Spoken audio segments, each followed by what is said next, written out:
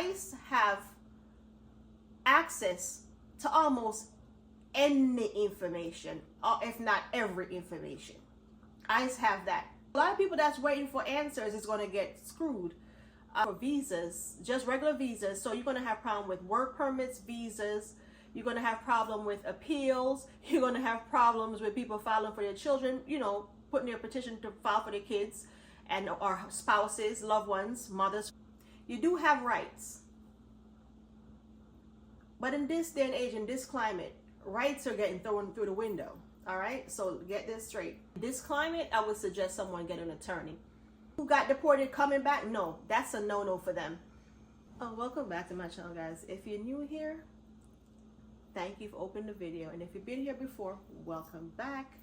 And I'm going to talk about something I just saw that they said, which got me kind of tickled, because it's starting to add up now, makes sense. Now we know, you know, what they're about to do, their plans. If you're smart, you can figure it out.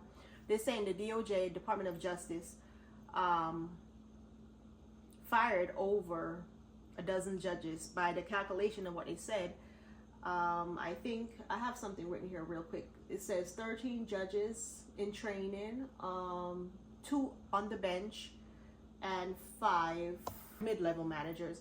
So they have DOJ said, which is the Department of Justice, have just fired almost over a dozen judges. That's something to think about. But this is what came out, is that they're saying over 2.7 million backlog they have sitting on them. So that's something, that's a lot. And I didn't know they had that much, which America is huge, so you can't even say you don't think. And there's a lot of people coming here every day, and there's a lot of stuff going on, so I understand. Now, with that said, if they have so much backlog, I'm not sure if including even all the embassies outside of the United States, which they're laying off right now. They didn't say how much people, you know, from each embassy or whatever, which it's hard to tell, I guess, until they finish doing what they're doing. But that's a lot. So a lot of people that's putting in for visas, just regular visas. So you're going to have problem with work permits, visas. You're going to have problem with appeals. You're going to have problems with people filing for their children, you know, putting their petition to file for their kids and or spouses, loved ones, mothers, fathers, whatever. You're going to have all these problems going on because the fact that they're already backlog. And if they say they're backlog, which I've been knowing they're backlog, because no matter, I filed for people before, and I know for a fact when I got the information, oh, we're backlog. Remember, I'm filing as a citizen at the time for someone. So you get bumped to the top of the line. You get what I'm saying? So even when you get bumped to the top of the line, you're going to still have to wait, because now they're going to be short staffed. And once they're short staffed, layoff means short staffed. I don't care what nobody say. That's my opinion of layoff. Because if they wasn't getting the job done before, and they claim those people was doing their job and whatever, and they was claiming that they couldn't get it done, now they don't have these people. What's going to happen? That's a lot. And for the judges, I don't even know what that's all about, to be honest, because I think they do need more judges, to be honest, especially younger judges. But that's my opinion.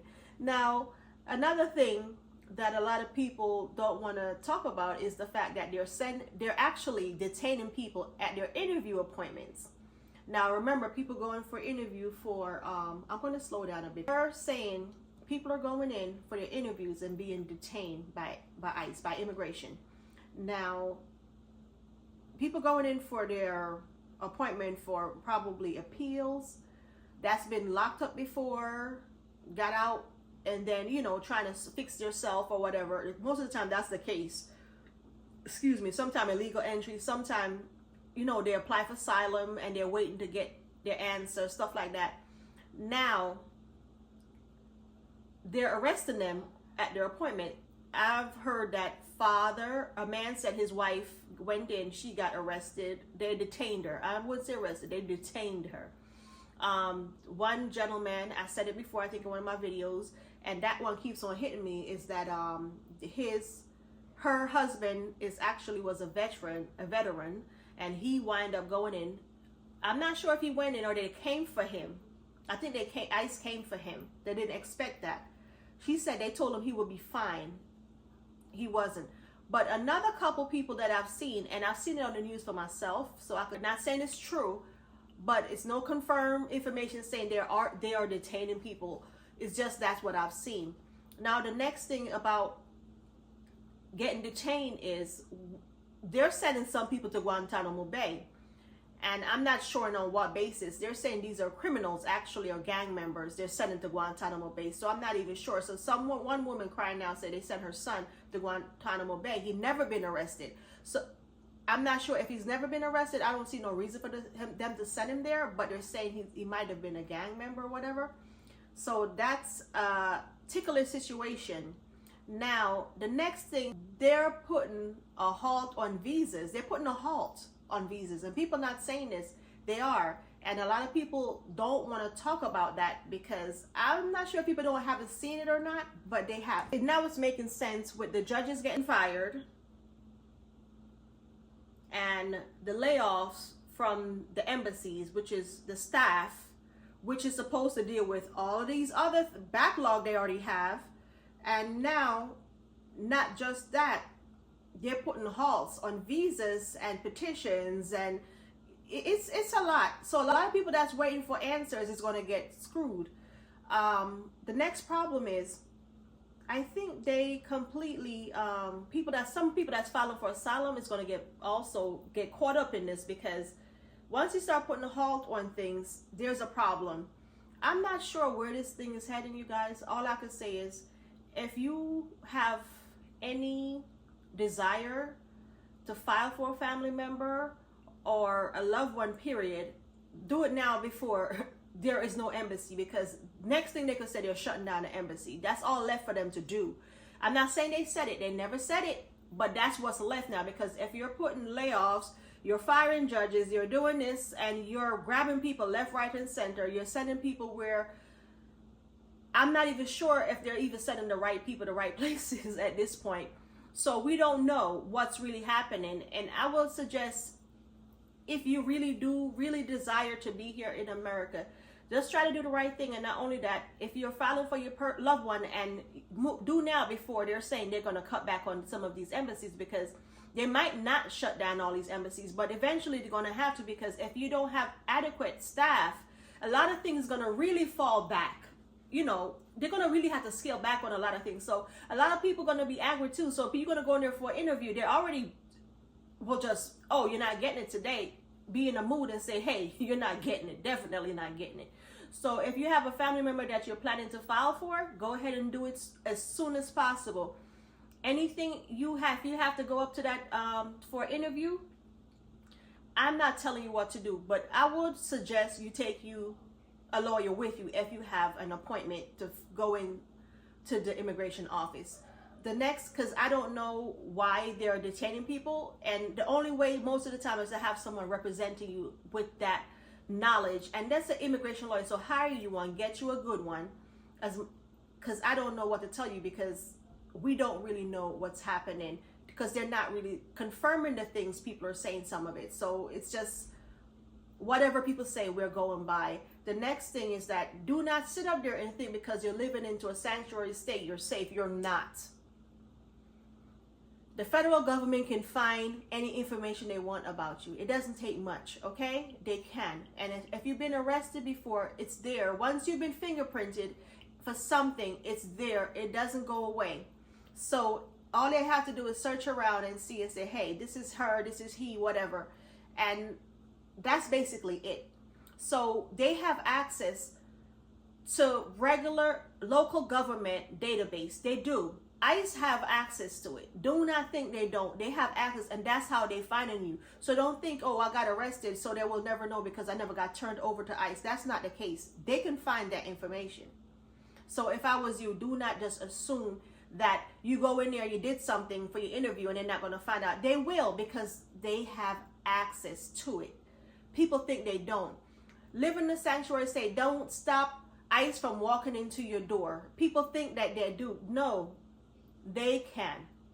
And they have done it. And they're doing it. And they don't care.